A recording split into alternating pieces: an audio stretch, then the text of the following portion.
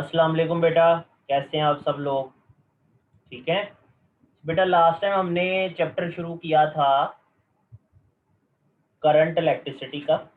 और मैंने आपको इलेक्ट्रिक करंट क्या होती है और कन्वेंशनल करंट क्या होती है इसके बारे में बताया था।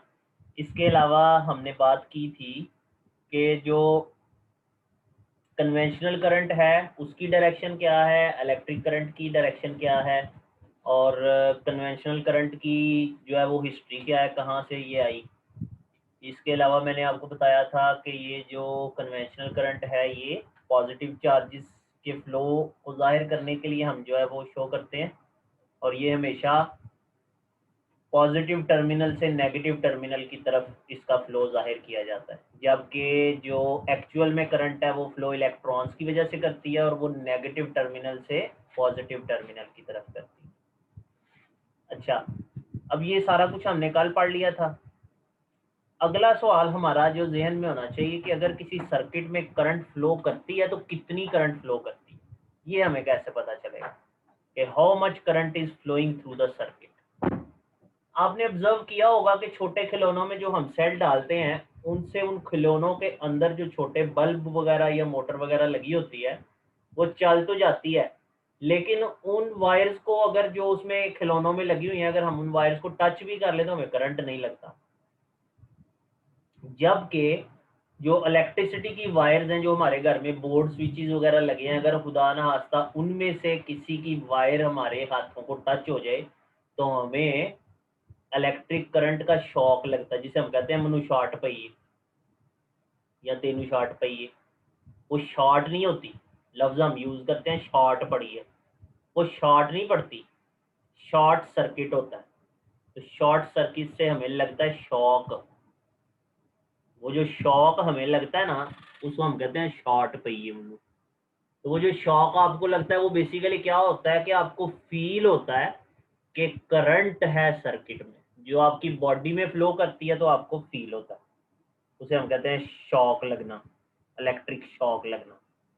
अच्छा, अब ये जो करंट होती है वो वाली करंट हमें ऐसे ऑब्जर्व होती है बॉडी के अंदर से फ्लो करती हुई, जबकि खिलौनों वाली फ्लो हमें फील नहीं होती। तो ये बेसिकली क्या है कि करंट वो भी होती है जो वो खिलौनों में से गुजर रही है, खिलौनों की वायर्स में से भी गुजर रही है, और वो भी करंट ही है, इलेक्ट्रिक करंट ही है जो ये बिजली के स्विचेस बोर्ड्स में से गुजर रही है। दोनों की वैल्यू में फर्क है। तो किसी भी सर्किट में बाज़ का ऐसा होता है करंट फ्लो कर रहा है लेकिन हमें वो महसूस नहीं हो रहा होता। तो जो महसूस नहीं हो रहा होता वो करंट को मेजर करना हम हाथ से टच करके तो मेजर नहीं कर सकते, और अगर ज़्यादा फ्लो कर रहा है उसे भी हाथ से टच करके मेजर नहीं कर सकते या चेक नहीं कर सकते करंट फ्लो हो रहा है कि नहीं हो रहा। तो ये खतरनाक काम है।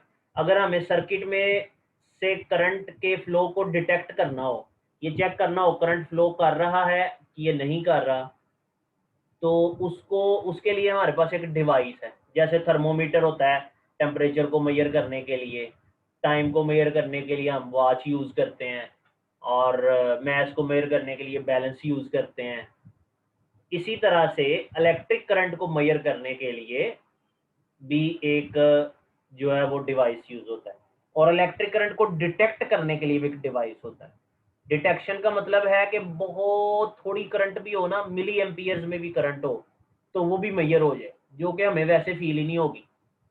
तो किसी भी सर्किट में करंट को डिटेक्ट करने वाला जो डिवाइस होता है उसे हम कहते हैं गैल्वेनोमीटर। क्या कहते हैं उसे? गैल्वेनोमीटर। और ये जो गैल्वेनोमीटर होता है इसकी रेंज बहुत थोड़ी होती है। बहुत थोड़ी होने से मुराद ये है कि बड़ा सेंसिटिव इंस्ट्रूमेंट है ये।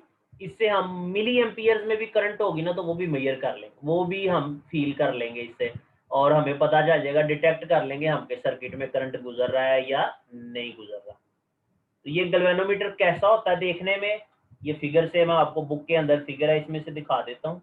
ये देखें जरा, ये वाला जो ये फिगर बनी हुई है, इस फिगर को अगर आप गौर से देखें तो इस फिगर में आपको एक स्केल नजर आ रहा है जिसके अंदर लिखा हुआ है जी, और स्केल में सेंटर पे 0 लिखा है, लेफ्ट साइड में लिखा है 10 20 30, राइट साइड में भी लिखा है 10 20 30।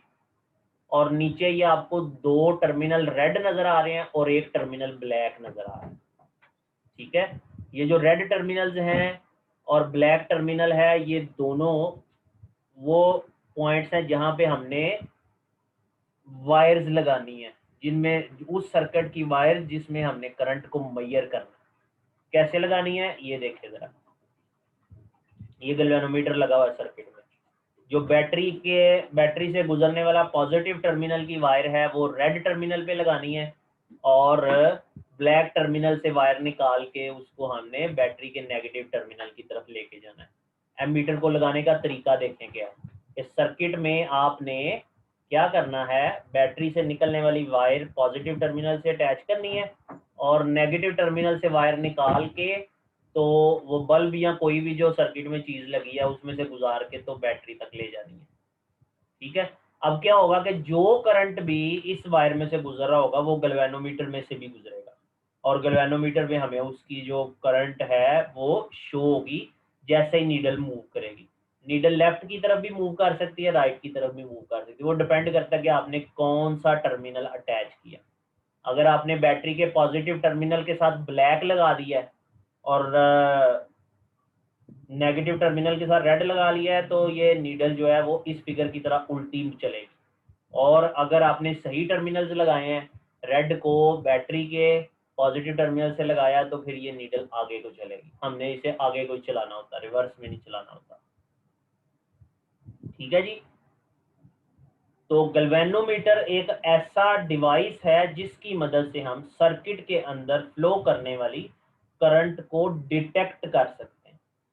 डिटेक्ट करने का मतलब है कि बहुत थोड़ी वैल्यू भी हो तो वो हमें पता चल जाएगी। जबकि अगर सर्किट में ज्यादा करंट गुजर रहा है और हमें उसे मेजर करना है तो गैल्वेनोमीटर का यूज नहीं कर सकते। गैल्वेनोमीटर की रेंज बहुत थोड़ी होती है, ये बहुत थोड़ी करंट को मेजर करता है।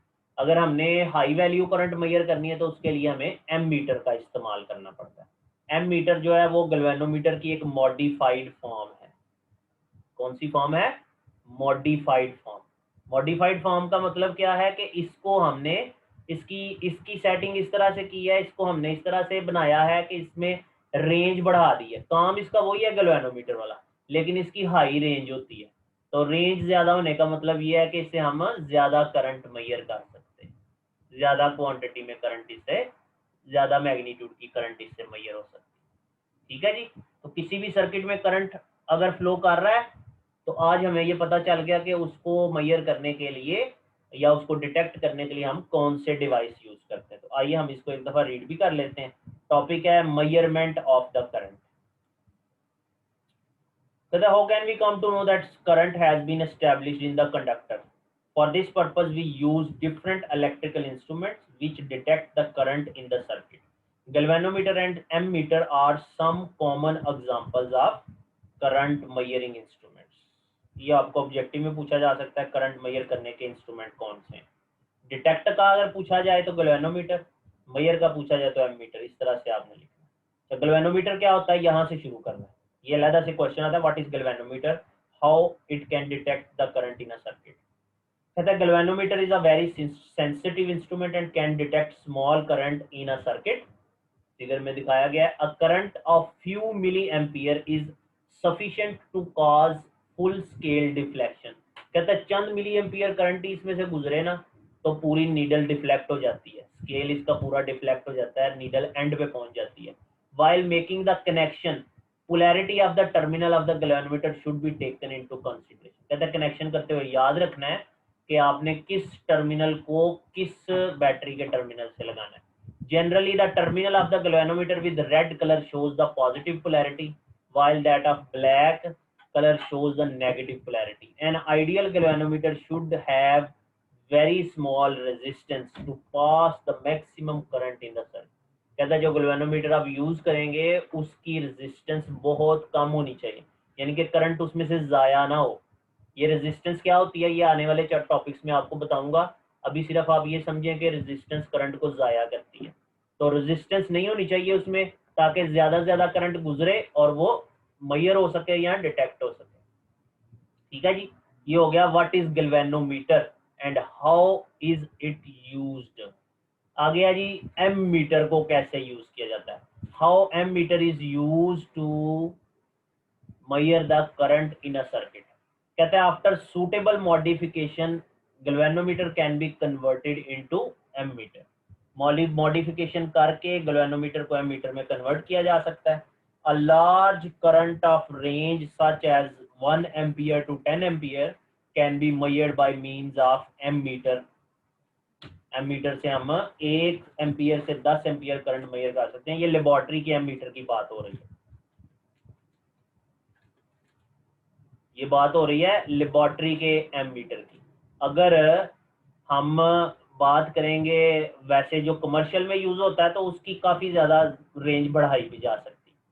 कहता है like galvanometer ammeter is also connected in series. Ammeter को भी सीरीज में लगाया जाता है, जैसे गैल्वेनोमीटर को सीरीज में लगाते हैं। सीरीज का मतलब ये है कि इधर से वायर निकाली और आगे लगा दी, so that the current flowing in the circuit is also passes through the ammeter।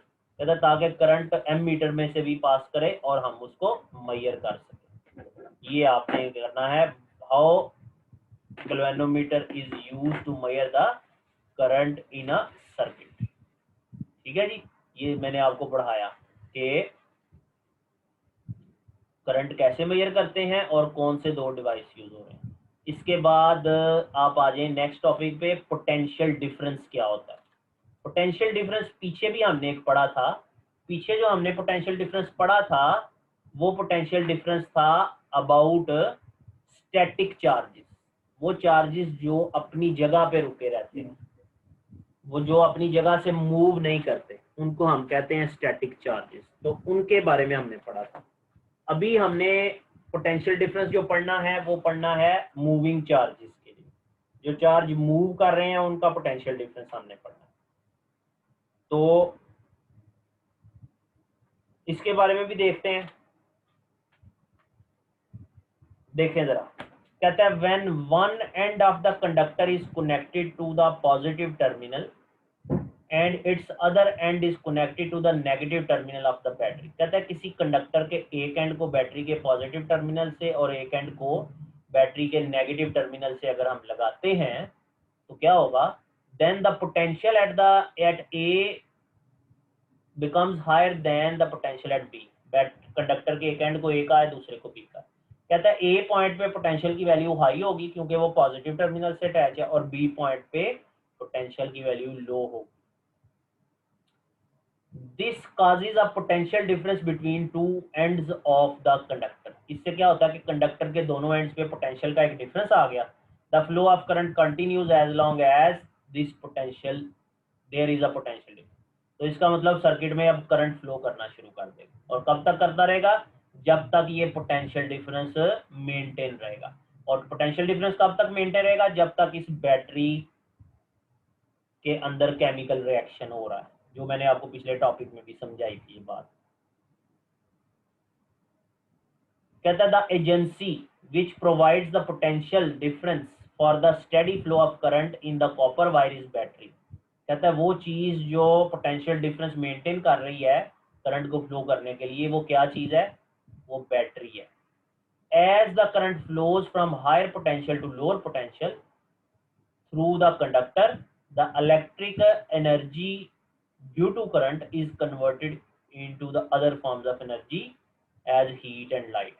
कहता है क्योंकि अब पोटेंशियल लो और हाई होने की वजह से करंट फ्लो कर रहा है सर्किट के अंदर, तो उससे क्या होता है कि जो इलेक्ट्रिकल एनर्जी है जो करंट की वजह से पैदा हो रही है वो कन्वर्ट होती है हीट या लाइट की सूरत में। रास्ते में कोई बल्ब आपने लगा लिया है या कोई रेजिस्टेंस लगा लिया है तो उससे वो कन्वर्जन हो जाती है। When current flows through the conductor, it experiences a resistance in the conductor by collisions with the atoms of the conductor। कहता है जो करंट फ्लो कर रही है कंडक्टर के अंदर, करंट बेसिकली फ्लो कैसे कर रही है, वो चार्ज फ्लो कर रहा होता है। कहता है वो चार्ज क्या होता है, एटम्स के साथ टकराता है। The energy supplied by the battery is utilized in overcoming the resistance and is dissipated as heat and other forms। इस वजह से क्या होता है, कोलिजन्स की वजह से कुछ एनर्जी जाया हो जाती है। डिसिपेटेड मतलब जाया हो जाती है। The dissipation of this energy is accounted by accounted for by the potential difference across the two ends of the light bulb. कहता है ये जो एनर्जी का लॉस है ये बेसिकली पोटेंशियल डिफरेंस की बेस पे हो रहा है। पोटेंशियल डिफरेंस होगा तो करंट फ्लो करेगा तो एनर्जी का लॉस होगा। तो पोटेंशियल डिफरेंस बेसिकली क्या है? Potential difference across the two ends of the conductor causes the dissipation of electrical energy into other forms of energy as charge flows through the circuit. तो फिर जो moving charges है उनका potential difference क्या होता है? पोटेंशियल डिफरेंस जब हम किसी कंडक्टर के दोनों एंड्स पे पोटेंशियल डिफरेंस देखते हैं, मतलब एक एंड पे हाई पोटेंशियल है दूसरे पे लो पोटेंशियल है, तो इस वजह से क्या होता है, इलेक्ट्रिकल एनर्जी जो है वो कन्वर्ट होती है दूसरी फॉर्म्स ऑफ एनर्जी में। अगर तो बल्ब लगा हुआ है तो लाइट और हीट में कन्वर्ट हो जाएगी, पंखा लगा हुआ है तो विंड और मैकेनिकल एनर्जी में कन्वर्ट हो जाएगी। तो बेसिकली क्या होता है कि पोटेंशियल डिफरेंस जो होता है ना वो करंट के फ्लो होने की वजह बनता है, चार्ज के फ्लो होने की वजह बनता है। दूसरे लफ्जों में, आसान लफ्जों में आप समझ लें। ऐसा unit of potential difference is volt. इसका ऐसा यूनिट वैसे ही जैसे हमने पीछे पढ़ा था उसी तरह से वोल्ट है। A potential difference of 1 joule across the bulb means each coulomb of charge or 1 ampere of current that passes through the bulb consumes 1 joule of energy। ऐसा अगर 1 वोल्ट पोटेंशियल डिफरेंस है या 1 एम्पियर करंट पास कर रही है circuit में, तो इसका मतलब 1 जॉल एनर्जी यूज हो रही है। When a bulb is lit the energy is taken from the current and is transformed into light and heat energy. एक बल्ब जब जलता है तो उससे क्या होता है कि करंट जो है वो उससे ये एनर्जी ले ली जाती है और उसे हीट और लाइट में बल्ब ने कन्वर्ट कर दिया। ठीक है जी, क्लियर है ये पॉइंट? पोटेंशियल डिफरेंस क्या होता है, इसको आपने याद कैसे करना है?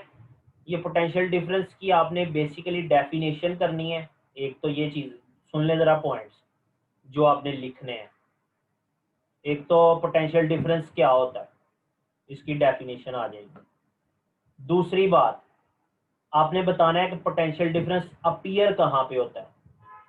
Potential difference appears across the ends of a conductor. ये कंडक्टर के एंड्स पे अपीयर होता है, मतलब ये सर्किट में शो होता है potential difference. Across the ends of a circuit भी लिख सकते हैं, कंडक्टर भी लिख सकते हैं। फिर अगला पॉइंट आपने क्या लिखना है, ये जो मैं पॉइंट बता रहा हूँ ये साथ साथ लिखते जाएं। पहले डेफिनेशन, फिर उसके बाद क्या लिखना है, potential difference appears across the ends of a conductor. फिर उसके बाद अगला पॉइंट लिखें कि due to potential difference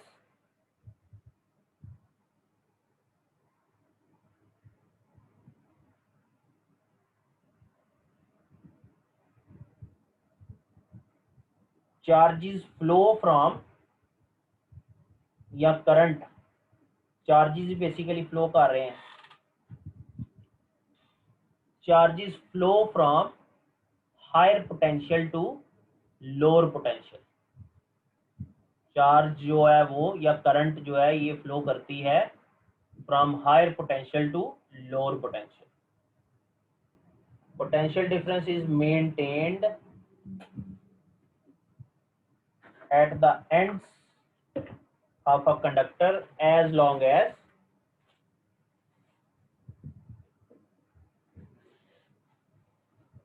the circuit is connected with the battery. Potential difference is maintained at the ends of a conductor as long as the circuit is connected with the battery।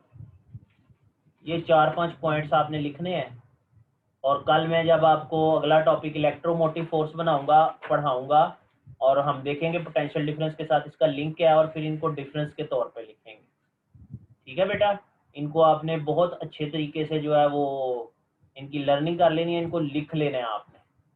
तो ये आपके साथ साथ जो है वो फिर notes भी बनते जाएंगे। इंशाल्लाह कल हम दोबारा मिलते हैं और अगला टॉपिक पढ़ेंगे इलेक्ट्रोमोटिव फोर्स वाला।